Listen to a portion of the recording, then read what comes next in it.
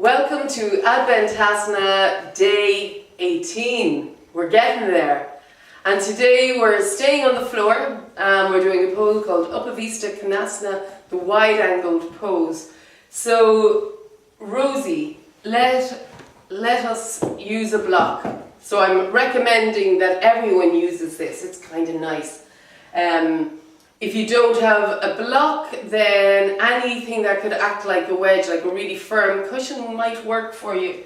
And if you don't have a really firm cushion or block, then you can sit up on a folded blanket, and that would work pretty well too. But this is a nice technique for allowing your pelvis to be on the floor and at the same time stop it rolling back into this kind of posterior tilt. So start off sitting on the block, and you can see that I've got it at this odd angle. So I have the corner of the block pointing in towards the center of the mat. So come and sit up on the block on its weird way. That's it. And then Rosie, this is the wide angle pose. So bring your legs wide apart, one at a time. Inhale and bring the leg wide, other leg wide. And probably not one of Rosie's favorite poses. So Rosie, I'd like you to just whoosh yourself off the block until your bum is firmly on the floor and the backs of your thighs are on the floor. But the block is now kind of wedged in at the back of the pelvis, and it's acting like a doorstop to prevent the pelvis from kind of falling back this way. Because if it falls back this way and you go to bend forward, then you're in a full curved back bend rather than moving out of your hips and getting long. So this is kind of helping. And Rosie, is that as wide as your legs will go? Yeah. Is that straining your legs now that you've gone that bit wider? Okay. Place your fingertips either side of your hips on the floor. And then engage your legs. So the legs are standing legs wherever we go. We keep looking for the same tone and awareness in the legs that we have when we're in poses such as Tadasana and Trikonasana and Parshvakonasana and all the ones that we've done in this season. So keep your feet active. You could activate your toes and make them a little bit shinier, as if they were Christmas lights. Bing! No? Roll the inner thighs down towards the floor. Keep your kneecaps lifted. Use your fingertips on the floor to help support you. And you can see that this is a challenge for Rosie. So keep your fingertips pressing into the floor. Keep your inner thighs rolling down towards the floor. And then take an inhale and lengthen up out of your waist, up into your armpits, and bring your shoulder blades back. And then bring your gaze to just directly ahead and bring your throat back.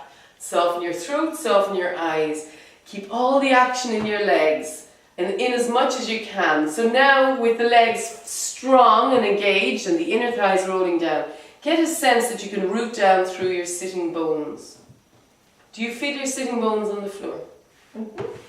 Okay, can you roll further onto your sitting bones, which would mean that your sacrum comes forward? Yes. That's it. Ain't easy. This isn't easy. Lengthen through your side body. Try not to lean back into your arms too much so that you stay sitting erect. And then get a sense that you can both keep the legs strong and extend down through the seam of your leggings. And I don't know whether you can see that, but I can very clearly see a seam on the inner leg of Rosie's leggings. So extend down through that. And how does that feel? Good. Okay, and now this is a very good place to stay because she's comfortable, she's able to keep the legs, she's able to keep this lightness, take more lightness with your breath in your upper body, head your arm bones back. That's it. So she's able to maintain all of that. The next bit would be to start moving forward. So we'll see what happens when you move forward, Rosie. So walk your hands forward and place your hands, stay on your fingertips.